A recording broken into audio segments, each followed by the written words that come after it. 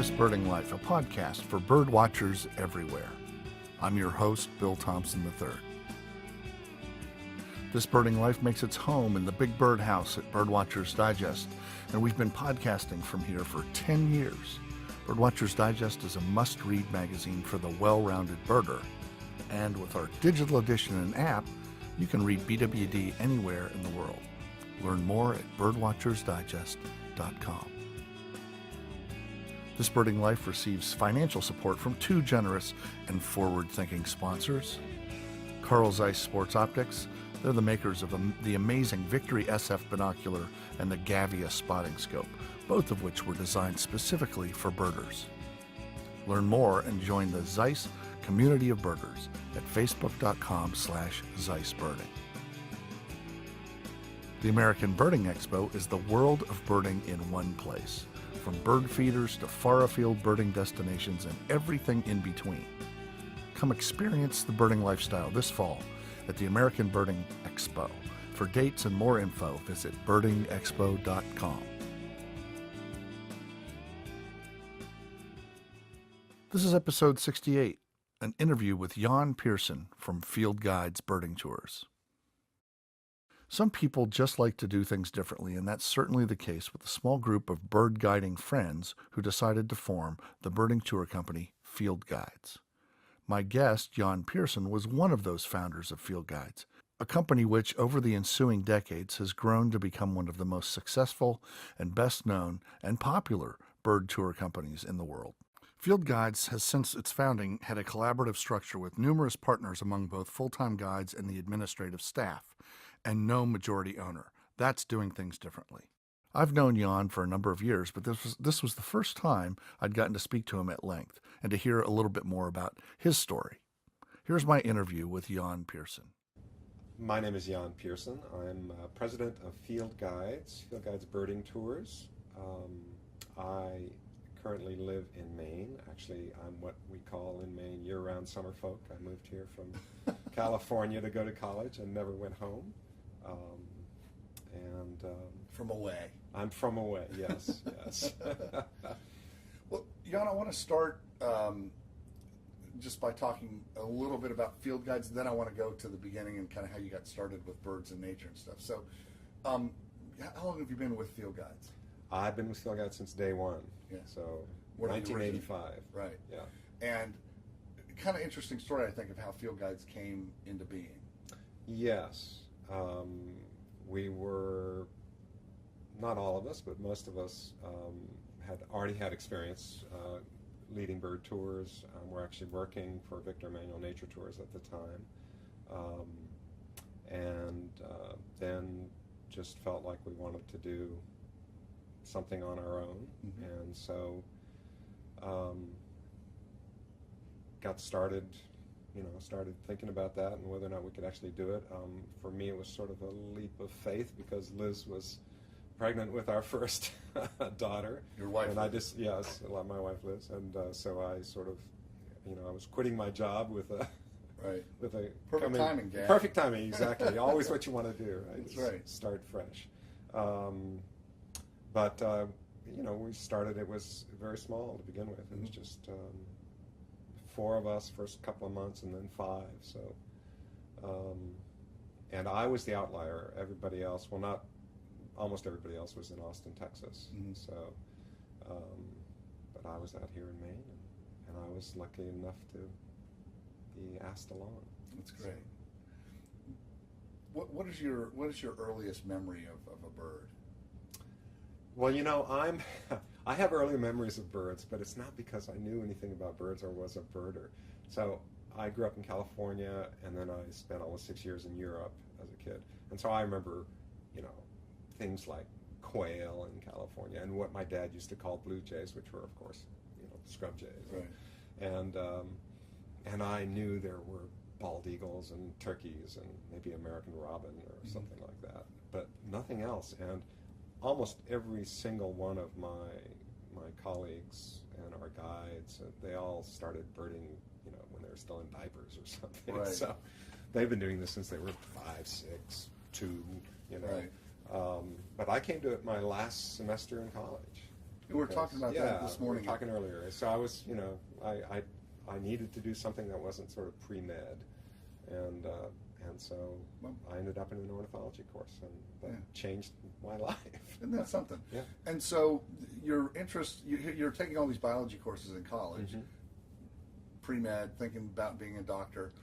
What flipped that switch to ornithology? Were you just looking to do something else in the sort of natural sciences field, or, I mean, and then follow up to that is, ornithology is one thing, but what you're doing with field guides isn't really ornithology. Yeah, it's just one whole string of serendipitous happenings, So I walked into ornithology class. I knew nothing essentially about birds. I sat down. There was a young woman next to me taking the class too. The professor said we should get a field guide. I didn't have much money. Field guides, I think the golden guide cost like $8. I paid $4. She paid $4. We split it, half the week or something. And I knew nothing, and I opened up the guide, when I got my first chance at it, and there were pages upon pages of all these birds, and I had no idea. I had no idea there were, 700 or 800 species in North America, and a whole bunch of them right here. It was just astonishing to me.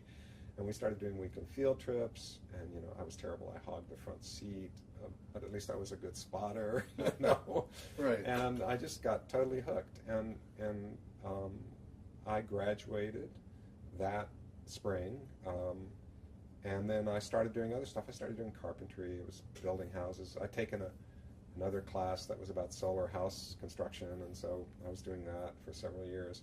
But in the winter, it was real winter back then here in Maine, and we needed to get away a little bit. So I almost immediately started going somewhere in the winter to look at birds, because I was hooked at that point. And so we went to Peru, and we went to Suriname, and we went to Ecuador, and back in the sort of just on your late own. 70s. Yeah, we had a friend here who was also a serious birder, and the first time I got to go south in the winter was actually, we had a friend who got a Watson Fellowship, right? I don't know if you know about those, but it's for research study, sort of for a graduate, and she was working in Trinidad on these woodpeckers, these Celius woodpeckers. And my sister at the time lived in Rio de Janeiro, Brazil, because she had married an American who lived in Brazil. And so we said, hey, what the heck, let's go down to Trinidad and see our friend, and then let's go on to Brazil and see my sister. And that took about 5 weeks total. And so we went to Peru for 3 or 4 weeks, and then the year after that we went to Suriname, and then we went to Panama and Ecuador. And, and I started meeting people who were traveling down there. It was sort of the infancy of bird tours, and people getting their friends together and doing groups, and a few organized tours. And About that time, though, '78 was the famous Ross's Gull at Newburyport, which kind of made the headlines. Well, made the headlines, but it also, I know several people who were there. I don't know if you were there or not. Yeah, I was there. Who went like, wait, there's more all these like people. us. Yeah, that's right. And so how'd you hear about it? And That's everyone was the phone trees and everything. Exactly. But that was kind of a flashpoint, really, for birding, because I think there were. You look around and you realize you're not alone. Right. Yeah. It's unlike a couple of my co-founders of Field Guides, Roseanne Rowlett and John Rowlett, who grew up as kids, and they birded together, and they had another kid friend who was a birder, but they didn't know any other birders. You know? So all they knew was they loved to do this, and they'd go out, and they didn't think anybody else did it, and they didn't even know how to pronounce some bird names. You know, they'd never heard anybody say Phalarope. Vireo. It was Vireo, or exactly something like that. Oh yeah, no, it's so interesting to me. I love to think about that.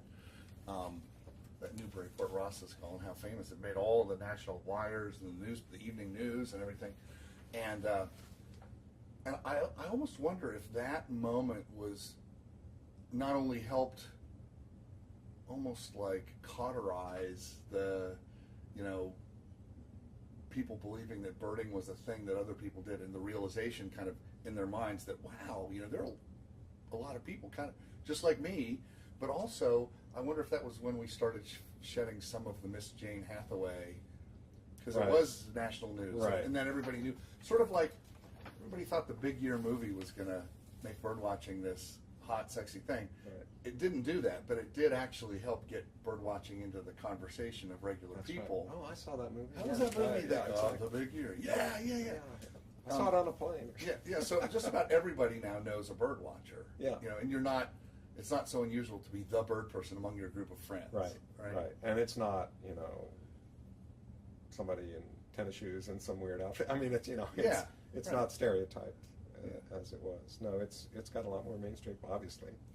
So then, when you're traveling around seeing this thing, was there a bird in your ornithology class that really kind of sparked you and made you think, oh man, I love this? Well, the funny thing about doing it here, second semester in Maine at college, is you're starting in the winter. Right. So you're going out on these really cold days. Right. It's snowing and blowing, and you're looking at loons and sea ducks and things, and that was all fun and all novel to me. But we, in May, our professor, Chuck Huntington, who just passed away, wanted to. He was going to go up to Ken Island. He said, "Let's do a little field trip to Ken Island." So, my now wife, Liz, and another young woman in the class, and Chuck got in a van, and off we went. And it was just the beginning of spring migration. Oh. And we hadn't seen any of that stuff. We hadn't seen warblers, we hadn't seen grosbeaks, we hadn't seen flycatchers, we hadn't seen, whatever. And we went for a week, and I saw 125 new birds. Right. And I was just blown away, Yeah. And I haven't recovered from warbler, sort of being enamored with warblers. Yeah, well, that's one of the incurable. things. That really sort of all clinched it for me. It was like, wow, this is amazing. And you were in that era at that point where the Golden Guide was the book. That was it. Yeah. It was before. We got to meet Chan Robbins too in Panama. Well, yeah, I was going to say, Chan just died recently. I know. Do you have some memories of him? Have you been? Oh, it was great. I don't know. We had some fun times. Just I don't have any particular memories, but we had a nice time. Birding with him a couple of days in Panama. Oh, what a great guy! What a gentle He giant was. of field ornithology. Yeah, salt of the earth. He was easy to talk to. Yeah, never changed his binoculars. That's right. Never changes his haircut. Yeah, exactly. Crew cut. That's oh my right. gosh, what a great guy! He's And that great. Golden Guide. I mean, that was my first. I mean, the first field guide I had my hands on was a land bird guide by Chester Reed. Yeah. From the 20s, I think. Yeah. Somehow we had one of those around, and then, but the first book that was mine, my field, was the Golden Guide, and I still can open up on the inside front cover my first 12 birds in my third grade handwriting. Look at the illustrations and the maps and stuff. You go, wow, flashback. Yeah. There's something about that guide I still have very fond memories of. The art was great, and It was easy to use. yeah, a lot of us cut our teeth on that, I guess. Exactly. Yeah. It's amazing to think how far the information has come since then. What's available to birders now, it's astounding.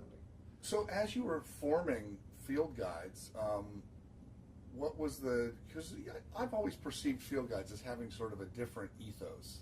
Like it's a little bit more like almost like an employee-owned kind of.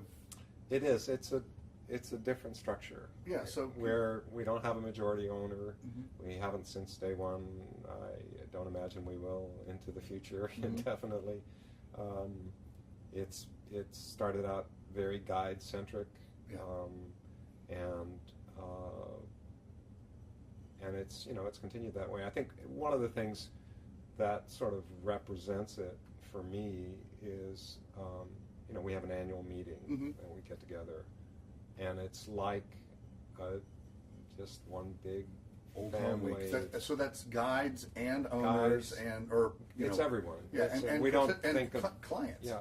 Not clients. Oh, not clients. No. Okay. Although we did, for example, we've been having our meeting in Arizona for a number of years, and although this year it's in Colorado, so some folks can do a little eclipse chasing right before the meeting. Right. But we've had people join us on for an evening dinner or do an outing or something. So we had some folks that were joining us, and we were in Portal, Arizona, and they came along for dinner, and then we went on night drive, and it was good fun. But it's the whole, we try and get as many of the folks we can, and some of them are scattered all around the globe to come and join us. And so it's like a family gathering. That's what it feels like. And so last year, it's always in late August, and last year Terry Stevenson came from, his home on Mount Kenya, and Mitch Leisinger came up from Ecuador, and of course, Marcelo Padua is always there from Brazil, and there are people coming in from all over. And this year, I think Phil Gregory is going to come from Australia.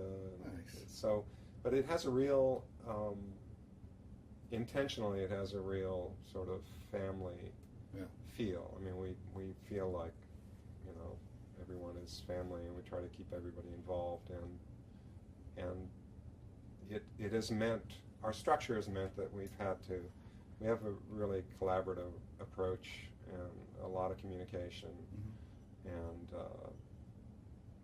nobody is telling anybody what to do. It has its moments, when you think, okay, we have to work through this, and there's going to have to be a lot more conversation to do one particular thing or another thing. Right. But it's worked very well for us over the years, and it feels good. The annual meeting for us is just one of the most fun times of the year. It's just great to see everybody. And one more thing, which is it's a very important way for us to weave newer people into the fabric of the company, which is very important to us. And what do you look for in a guide that you're going to bring on? What are the kind of qualities that you look for, other than birding? Yeah, I mean, I always think it's almost, the assumption is that there are great birding skills, obviously, and if there's some geographic dimension to that, experience, that's a real plus. But I've thought for a long time that it'd almost be easier to take somebody who doesn't know anything about birds, but who's just fantastic with people, and has the smarts and the logistical know-how and those aspects, and teach them how to be a great birder, than to take somebody who's great about birds and doesn't have sort of those default skills at some real, important level. So that's what we're looking for, and we're very deliberate about bringing on new guides because of that. We have a real trial period and a process and evaluation back and forth, and because we have this sort of collaborative setup, we want everybody. No one has veto power really, but we want everybody to feel comfortable with who's coming in, because we're all going to be working together, and this is like bringing in your new family member. Right. So, and then of course we're expecting them to hold up the standards that I've been watching in my colleagues since day one. So. Well, I've heard at your annual gatherings there's a game that you play. That's invented. It was invented at a family gathering. Right. Yes. And can you tell our listeners what that is? Yes. Or is it a trade secret? It's not really a trade secret, but we have had, it's got nicknamed Blow Ball. Okay. So, and if I recall correctly, it was developed on a back porch at a house overlooking a lake in Austin at one of our meetings, probably almost 20 years ago now. Right. Where I think Brett Whitney and Doug McRae were sitting on the back thing, and there was a Nerf ball or something, and there was a picnic, one of those round tables with a hole in the middle. For the umbrella. Yeah, for the umbrella. So, and they just started sort of trying to finger kick it into the hole, and then anyway, that evolved into this sort of rather crazy thing where four of us sit around a table, and you can't you can only kick off with your finger, but then you have to collaboratively blow it into the hole, and there has been great hilarity around that, and amazing records. I think the record is something like, it's timed on a 2-minute basis, so the record's like 28 or 29 times in the hole in 2 minutes or something, which is, I know, that's what I thought. That should be like Olympic. There must be some people who were trombone players or something. These are people who are pros. Yeah, who train year-round. Have you thought about drug testing? That's right. That seems like a record that's a little too hard to believe. I know. It must have happened some late night when nobody was watching. They doctored the numbers. Oh, my goodness. Well, I'm sure you've been asked this before, but it's not going to stop me from asking it. Favorite destination?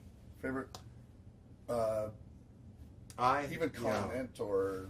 No, I some get places asked that question a lot, or I'm favorite sure. bird, or things like that. It's kind of like being asked, if you were dropped off on an island and you could only have one food, what would it be? It's like a little tough. Right.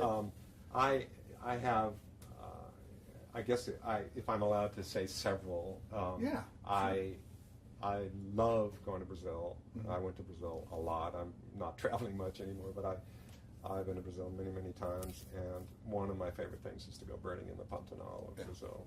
I've had some magical first afternoons there. What makes it so special? What are some of the things that someone would see there? It's sort of open country with scattered woodlands, but when I was doing Brazil tours, we would arrive at this ranch at about 4 in the afternoon or something, and we'd get in settled, and I'd say let's meet outside at 4:30 or something, and we would literally walk 50 feet in the next hour and a half or something, because there's just so much going on. I mean, there are hyacinth macaws flying by, a whole bunch of other parakeets and parrots, and several species of ibises walking around, and those cow pies you think are over there in the pasture all of a sudden start popping up, and you realize it's a Nakunda nighthawk or something that's been day roosting, and it's wow, fantastic. Yeah.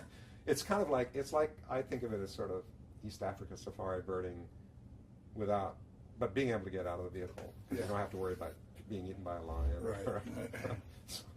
Right. So. Okay. And that's one. Yeah.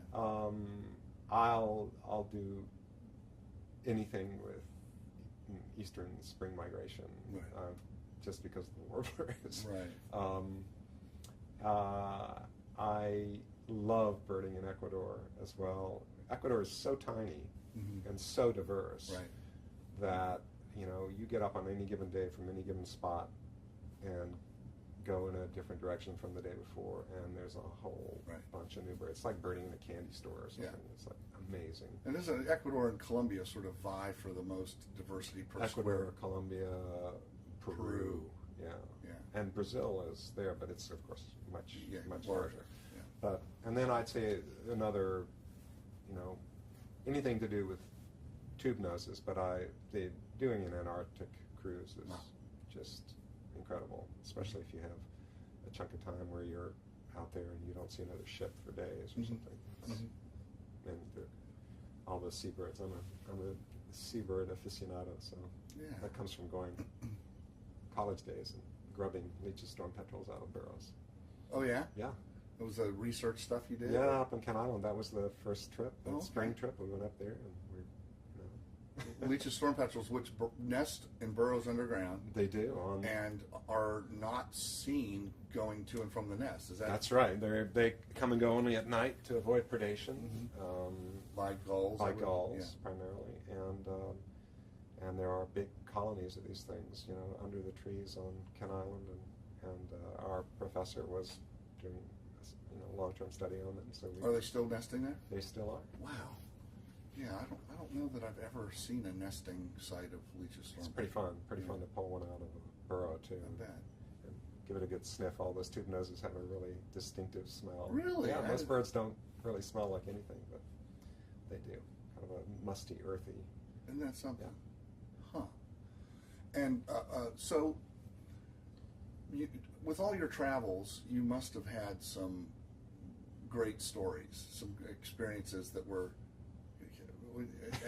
I'd love to hear a harrowing tale of. There's the ridiculous to the sublime, or something. Yeah, when with my friends who are very experienced travelers or guides, so I'll occasionally get invited on fam trips with a lot of people from the UK, because the UK birders are travel crazy, as you know. And, and often we'll be sitting around, and these are guides and trip planners and people like you and journalists like that we'll be sitting around in the evening having a drink, and somebody will start on a story, and then the stories will just start flowing. And I love that because that's like the history of birding, exactly. But with a personal. Yeah, it is. Well, it's one of the really fun things about our annual meeting is we get to sit around and share stories late into the night. But I was thinking about one the other day where we were in northwestern Venezuela, well, or Venezuela, in the good old days. In the good when old we used to days. do lots of Venezuela tours. And we were driving out to look for this lagoon that had flamingos on it or something, you know. So we had nicknamed, we had this driver we loved, and he had this bus that they called the Green Turtle, because it, you know, it was a great bus and he was a great driver. It wasn't always as fast as we wanted it to be. Right.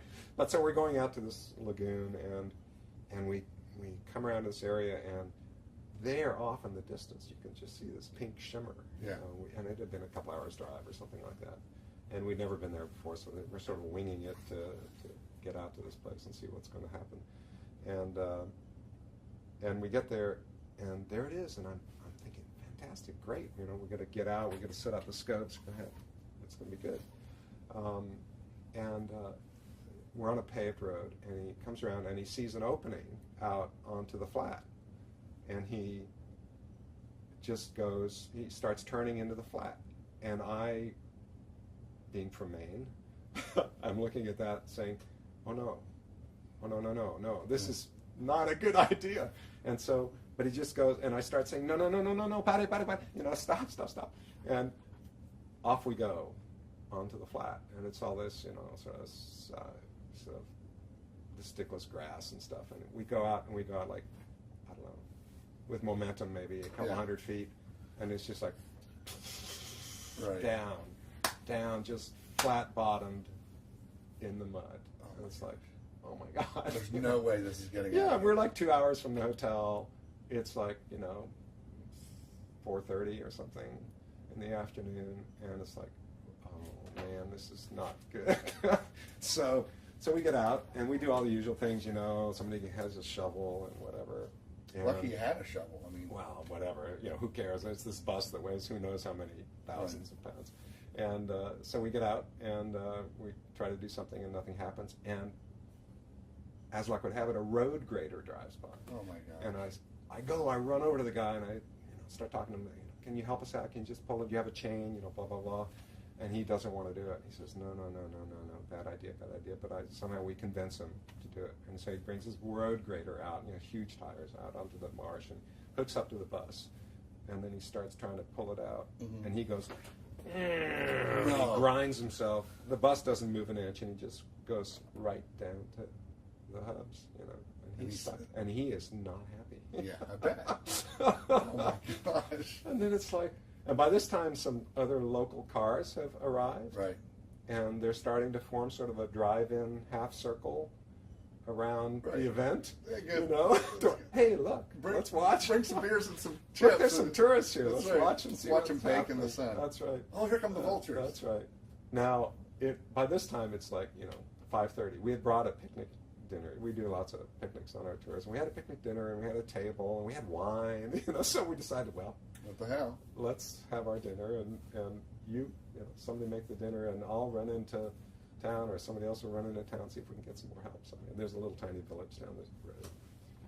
And then, as luck should have it, this other tractor, small tractor, but with, you know, like 7-foot tires, drives by. The guy takes one look and he says, no problem. And he comes and hooks up to the grader. He yanks the grader out, and then hooks up to the, you know, bus and yanks the green turtle out, and off we went. Oh my God. And everybody, you know, all the people at the drive-in movie are yeah. applauding. Their entertainment was gone for Yeah, the day. it's pretty funny. No, Oh my it was good. We've had all kinds of, you know, there are always logistics adventures along the way. Good stuff, though.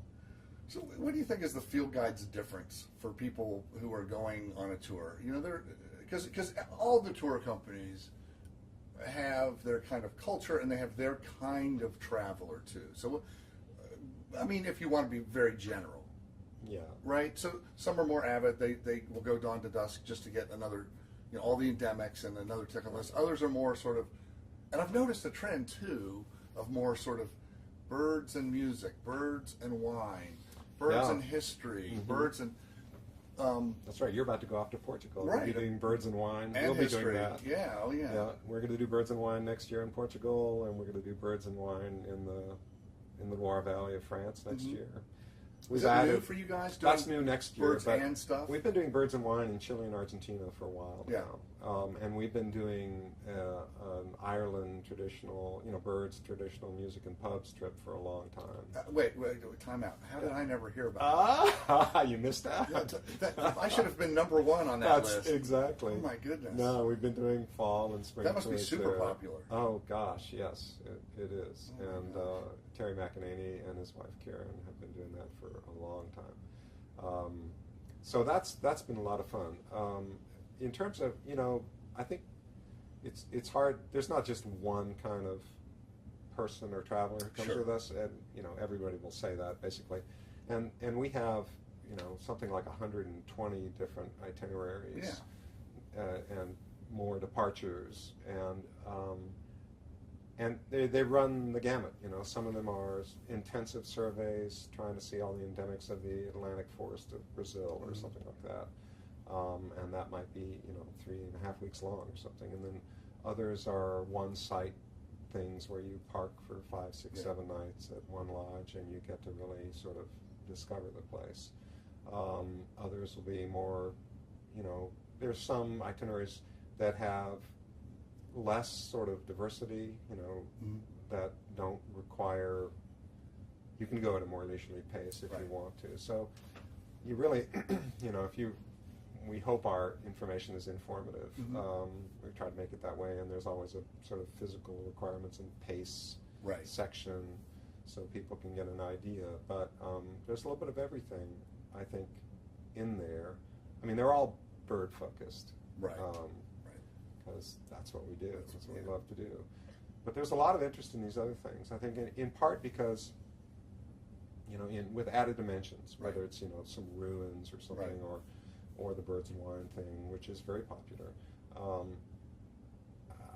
I think there's an element. There are birders who just want to go travel places and just see the birds, and they really have little interest in other things. But I think that's a minority. That's a fairly small minority.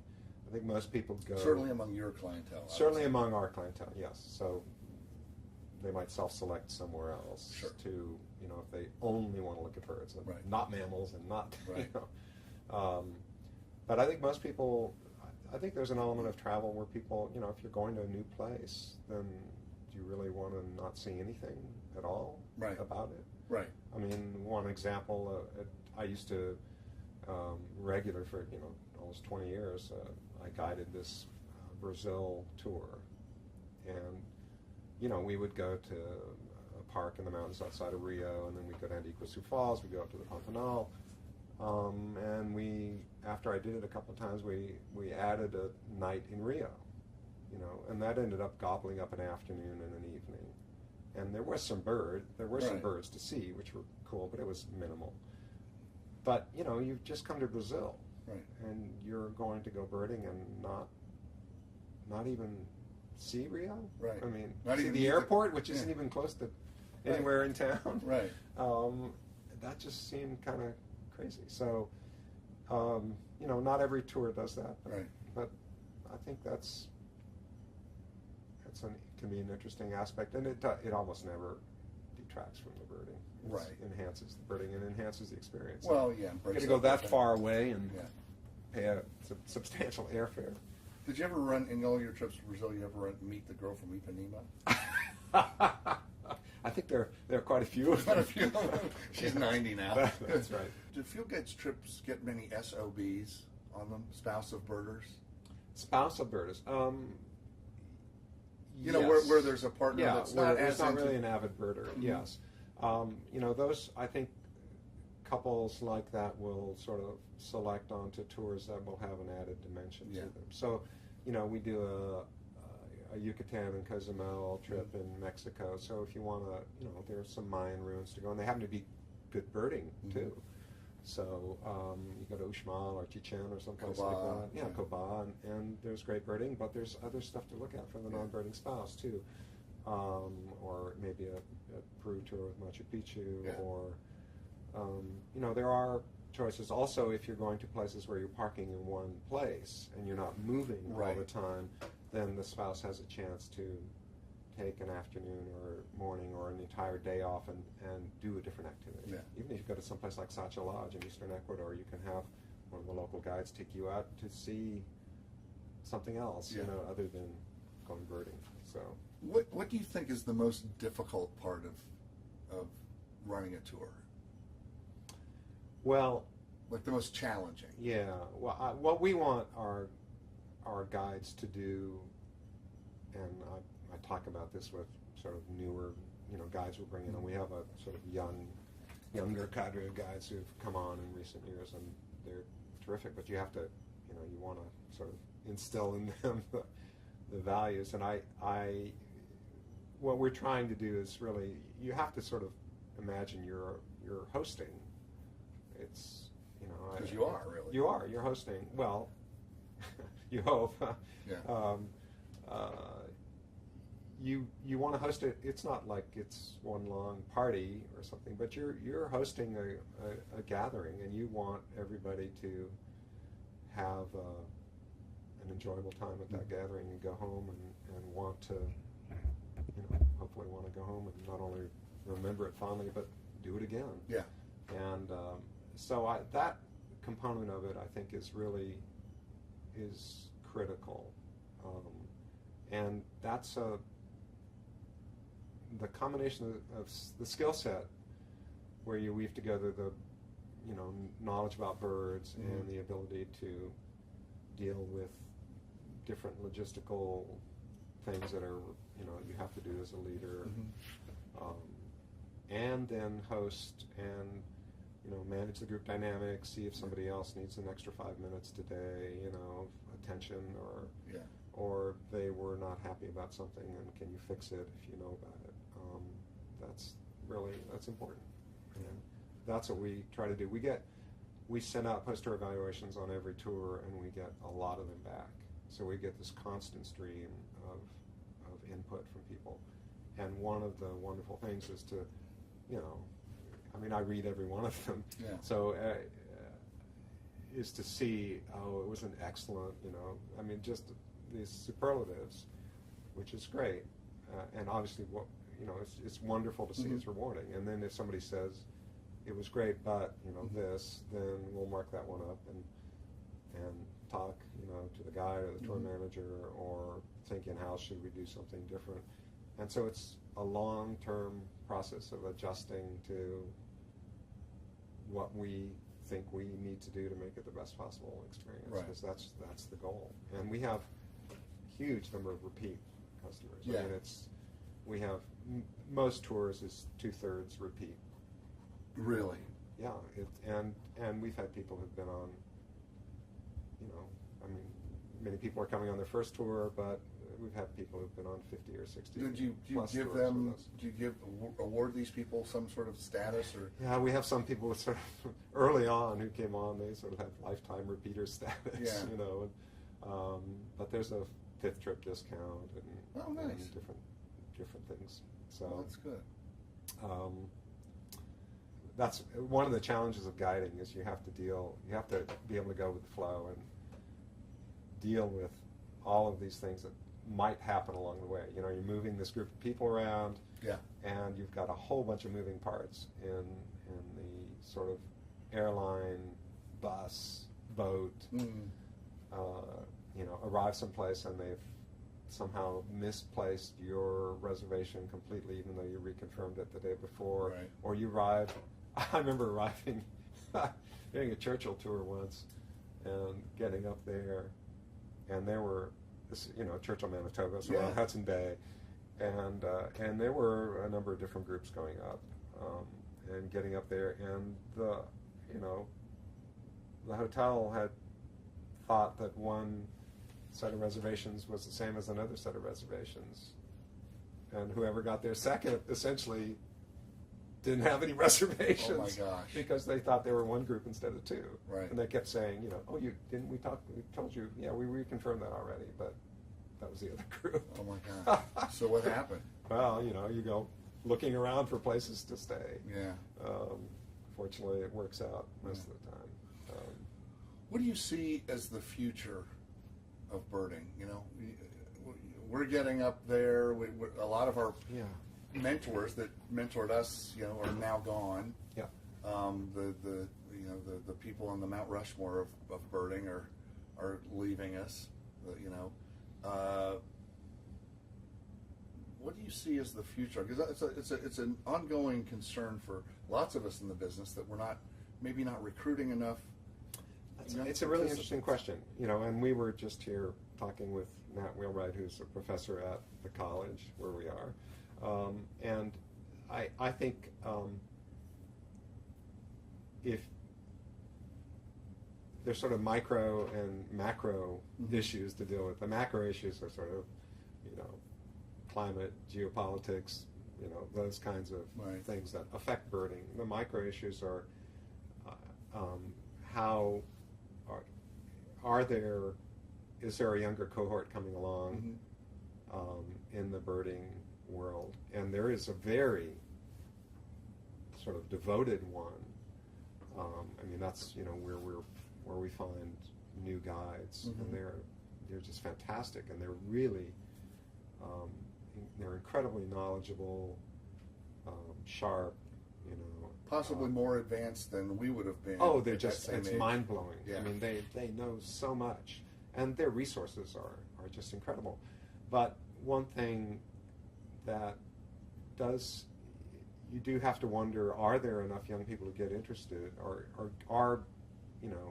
are interested in looking at birds? Right. And it's almost a little more, it doesn't have to be that specific. Are there enough young people who go out of doors, who are out and about in nature? When I was a kid, my wife was a kid,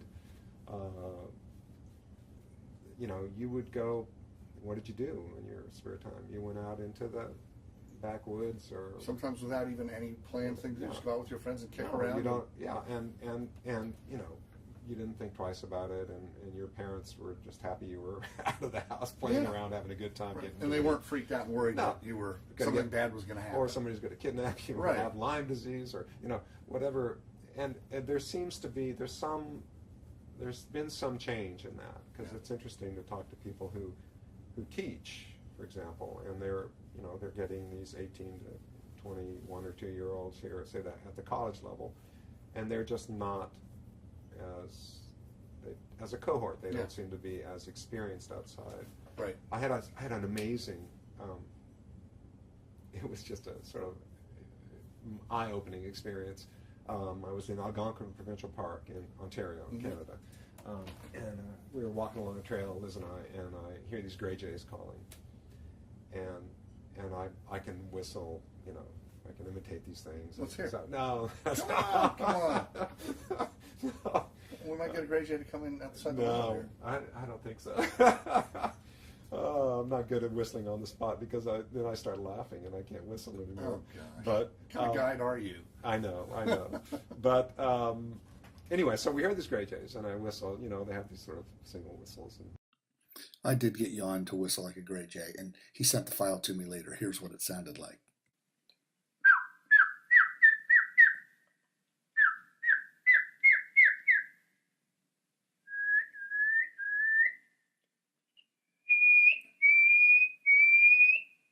Anyway, I had this, I whistled one in, and it flew into this spruce top. Yeah. And about, a couple hundred feet away or something like this. And this young couple who was hiking along the trail walked along. And we were out a long way from anything, but, if these gray jays were responding, they might already know the drill. Right. There were no picnic tables or anything, so I don't think they were habituated, but it turns out there were researchers around. Okay. And so I got a little bit of sort of trail mix out of my, pocket, and I told the couple to just stay there, and I put my hand out, and there, from 200 feet away, this gray jay comes flying into the treetop right above us, and then just dropped into my hand, bang, and takes a peanut or something and flies away. Right. And the young couple there was just like blown away. Right. It was like magic, Right. And so I said, "Here, give me your hand." And the woman put her hand out, and I put some little granola on her hand or something, or field trail mix, and she put it out, and the gray jay came down again. and it was just like this magical moment. Yeah. And I felt great. I thought, wonderful, you know, these people, they're not birders, but they just had this incredible, fantastic experience. And then a father and his 2 kids come walking along a minute later. And they've just seen this land, you know, on their hand. And I offer the same, make the same offer to the father and the kids. And the father says, no, don't, you know, don't touch anything or something. And it's like, oh no, Right. you know, that's. Was it because of disease or? Who knows? Probably. Yeah. You know, it's like you don't. Those are wild things. You'll get sick. Right.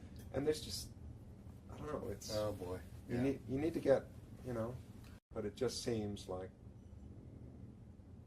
the younger folks don't get out as much. And there's resistance from parents, and it makes me, what I wonder about is if, you know, we're not good at processing. We're not good at knowing probabilities, basically. So, and we're bombarded with all this information about, you know, you go outside and, you know, there are ticks and there's mosquitoes and there's this and there's that, the other thing, and Zika, you know, whatever. But people don't digest the probabilities, you know. They don't know what their risk is. We're just, as a population, not very good at that for some reason. And we need to be better at that, because a lot of this stuff is just, you know, it's not relevant. I mean, it's, and it's, we need people to be out there and involved, you know, well, it's good. Connected to nature. And it's good that organizations like Field Guides, you guys are finding the sort of the birding leaders of tomorrow now, who are personality driven. Like, you're picking them because of their people. Right. And that's, to me, that's how I got into birds, was people. You know. Right. And I didn't necessarily. You got with that one person who just reveals it to you somehow, and you go, "Oh my goodness, I had no idea." And then you want to pay it forward, right? When you get to the point where you. So I think that's great that we have organizations. Well, and I think it's nice, you know, a lot of our guides are out there doing walks locally where they do, you know, for their clubs and groups and whatever that have nothing to do with our tours. Right. But we definitely need more sort of young recruitment. So, you know, there are various things for young birders. I don't know what the solution is. It needs sort of more talking and more doing. You know, the American Birding Association does a bunch of things for young people. I know you had Victor on, and they've done a bunch of camps for kids, which is terrific. And there's also, I think there are lots of these state bird organizations that are developing young birders clubs and young birders channels. And that's super encouraging. ABA camps are sold out every year. So that's all really good stuff. I feel like we're getting the kids who are already leaning that way. What I'm looking for is as John Cusack said, a dare to be great moment here. I think we need some sort of other thing that happens that makes birding cool again. Like when, you know, I'm probably not on this scale, but when the whole folk music scene happened, everybody wanted to play guitar. Right. And music stores were thriving. Right. When the Beatles came, everybody wanted to have their 45s, and record stores went crazy. You know, when and barbershops went broke because nobody wanted to cut their hair. I mean, but those are silly generalizations. But I think that's kind of what we need is something like that to spark kids. And maybe not straight out of pop culture. You know, maybe not. Beyonce is not going to become a birder, but I don't know. I'm looking for. We're siphoning off the kids that are already destined, sort of predestined or predisposed to being. We need something else to get them going. And I think we'll have to leave that solution maybe for another day. But I want to end with: is there some place that you've never been that you would love to go? And I also want to know: is there somebody in history, of the entire history of the world, that you would love to take birding? Just you and this person. Wow. They don't have to be the same thing. Oh, that's a great question. Somebody I'd love to take birding. Okay, I have to think about that. Places, I've been many places, but I would love, but there's a sort of a short list of places I would love to go. I'd love to go to Vietnam. You know, I mean, the birding is wonderful. Some of these places I haven't been, I get to see virtually on an almost daily basis because we have this, a stream of images and video clips and stuff that come in, which are terrific. So I feel like I know some of these birds already, even though I've never seen them, Yeah. But I'd love to go to Vietnam, and besides doing some birding and traveling around, go eat some street food, and I just think that would be wonderful. Yeah. I spent a lot of time in Suriname, which is one of the little tiny countries east of Venezuela, and we do Guyana tours now. Mm-hmm. We're not currently doing any Suriname tours, and I'd love to go to Guyana just because it's got some really cool places and great birds, and it's one of the wildest places you can still go. so I need to hop on one of our tours since we do tours there regularly. We just did. I'm sure you can get an employee discount. Yeah, we just did 2 in the last month and a half, I think. And I'd love to go. I've done a lot of birding in New Guinea and sort of eastern Australia, the eastern strip. Yeah. I'd love to go to southern and western Australia. I think it's funny. Brazil and Australia are sort of like the size of the lower 48 or something like that, and they're both places I've really enjoyed traveling to. So now, who am I going to take birding? Yeah, who? It'd be fun to take my mother birding. But Okay. she passed away, right when I was getting started. Really? Yeah. So that would be fun. Well, But that wouldn't be a famous person. Well, but that's an important person for you, Yeah. and I think that's very sweet. That's it'd be full circle. She'd get to see That's how, right. She how gets successful. well, her young- especially young since boy she was. probably was hoping I was going to be a doctor. Doctor. So I didn't turn out to be a doctor. So Mom, Mom, it worked out okay. I'm wealthy in other ways. That's right. I've gotten to travel all around the world and seen a lot of really cool places and been with some wonderful people. So, otherwise I was just reading the Invention of Nature, the Humboldt book. Have you read that? No. Oh, you should read it. It's quite cool. It would be fun to take Humboldt birding and go out with Humboldt. Oh my gosh, yeah. Yeah. To the Humboldt Current. And he did a 5-year expedition in South America back in right at the end of the 1700s. Yeah. It's inconceivable what they did. Could you imagine going with somebody like Humboldt or Charles Darwin or, and but with the stuff we have now, like the binoculars? Oh, it's astonishing. Could you imagine that? No, it would be fantastically fun, and you'd have to be careful because it might be really mind blowing for them. I always think, Right. what if you grabbed a Roman or something, and all of a sudden you just said, "Pop, here they are." Right. Now you got to explain what's going on. Good Right. luck. Right. Oh my gosh. Get on a plane, get in a car, Right. whatever. Use binoculars. I'm sorry, sir. You No. can't get on with your broadsword and. No, but imagine going with Darwin or something. Well, I did a Galapagos trip on this little boat that was called the Beagle 3, so I felt sort of connected to Darwin. Yeah, yes, but it would be fantastic, but if you read about these older naturalists, like Darwin, you read Voyage of the Beagle or you read the Humboldt book, you realize, wow, these they were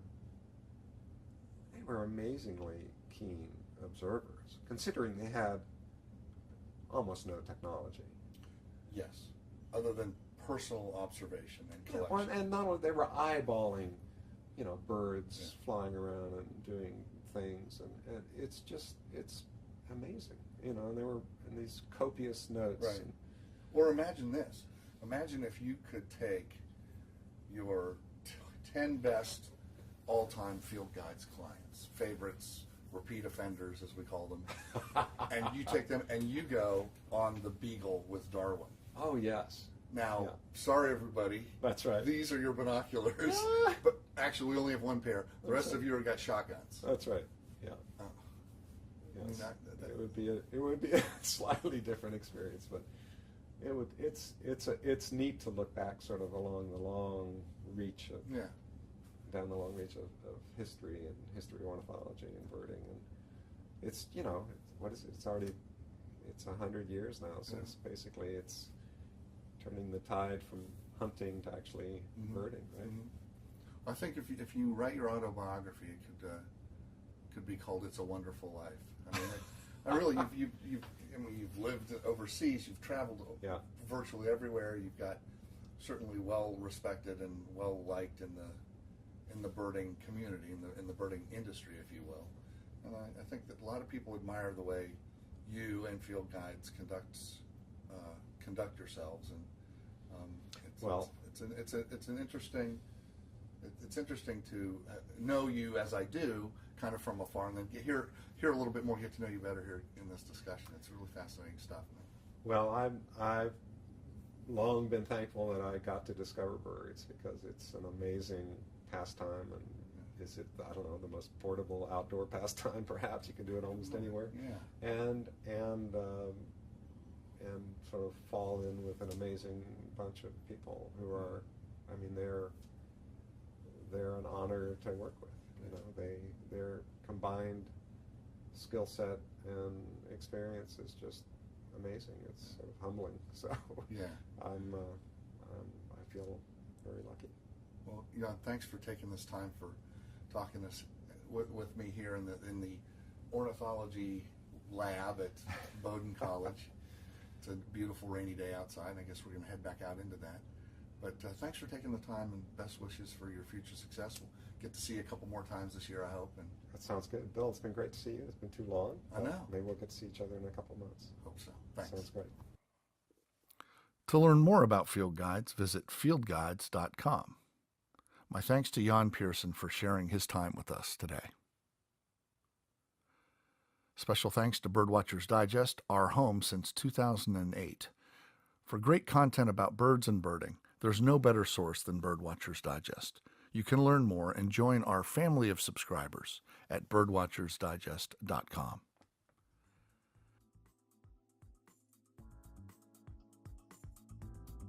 Carl Zeiss Sports Optics is a sponsor of This Birding Life. And they specialize in optics that are amazing. I own several Zeiss binoculars, and the bright, clear image they deliver to my eyes gives me a great advantage when birding, especially in low light conditions. Learn more at facebook.com/ZeissBirding. The American Birding Expo features exhibitors from all over the world representing every aspect of birding. That's why we call it the world of birding in one place. Learn more about this amazing event at birdingexpo.com. Finally, thanks to you for listening. And please keep those comments coming in to editor@birdwatchersdigest.com. We love hearing from you, our listeners. Until next time, this is Bill Thompson III saying, I'll see you out there with the birds. Laters.